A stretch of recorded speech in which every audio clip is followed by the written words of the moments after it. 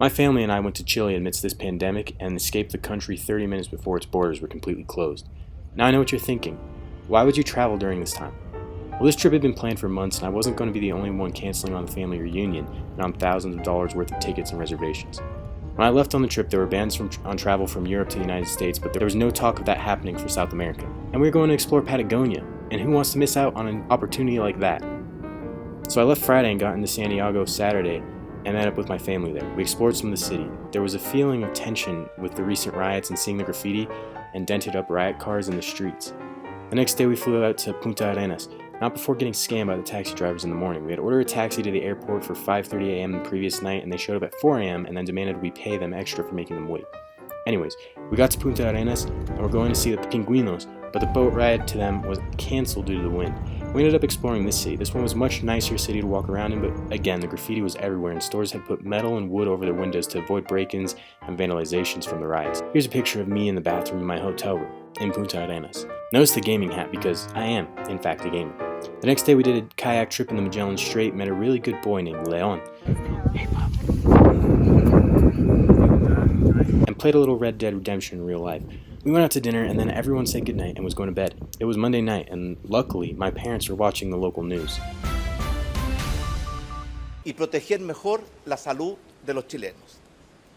En primer lugar, hemos decidido cerrar todas las fronteras terrestres, marítimas y aéreas de nuestro país para el tránsito de personas extranjeras. Chile was closing all borders in and out, starting Wednesday. Our flights out were supposed to be Saturday. We basically had 25 hours to get out of the country. Panic ensued as we called airline after airline and searched for any way to get out of the country.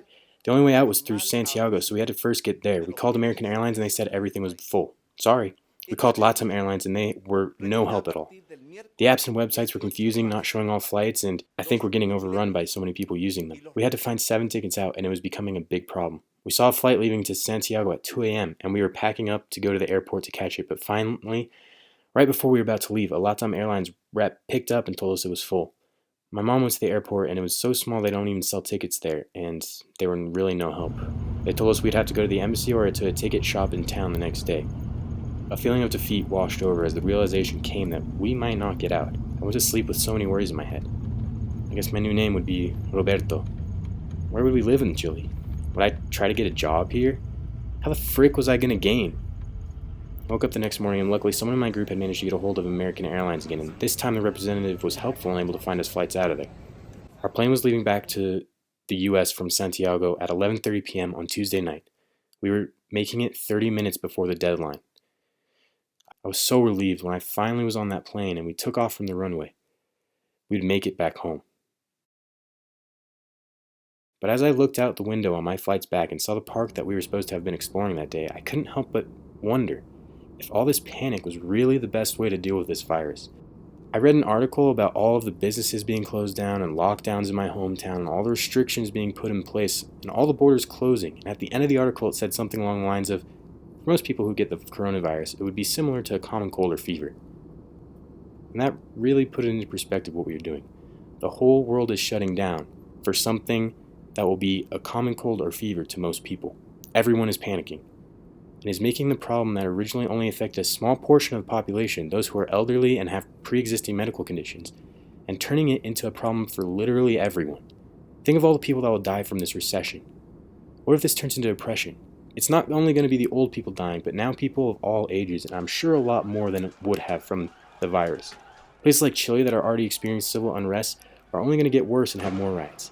Back in the US, expectations of a 20% unemployment rate, the global economy down the drain, and all to try to slow the spread of the virus. The idea now is to slow the spread of the virus so that hospitals don't get overrun, and so that there are enough respirators and hospital beds for the people who get sick. But guess what? This idea still has the same number of people being infected, just at a slower pace. And even when people do have respirators available at the hospital, they can and do still die.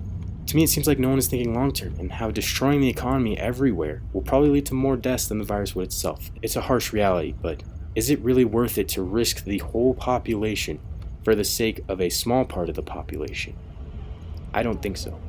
I understand the cancellation of huge gatherings and things like music festivals and sporting events, but better sanitary practices and mandatory self-quarantines of people over 65 seems to make more sense than for everyone.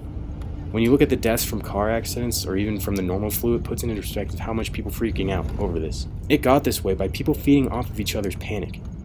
If you were one of those people who's stockpiling food and toilet paper, if you were one of those people shaming people for continuing to go in public, if you were one of those people posting things like hand sanitizer doesn't work, you should feel bad. Consider how your contribution to mass hysteria and the economic implications will affect everyone down the road. On a more positive note, I encourage you all to try and do something you enjoy to take your mind off of this. It's not healthy to dwell inside your house all day, scaring yourself with the nonstop media coverage of Corona. Personally, I found out my new job I was supposed to start got put on hold for 30 days so far, and so I went out and built a ski jump and had fun doing that. No contact with the public, but some good, healthy fun. Stay positive, stay sanitary, and stay safe. Thanks for watching.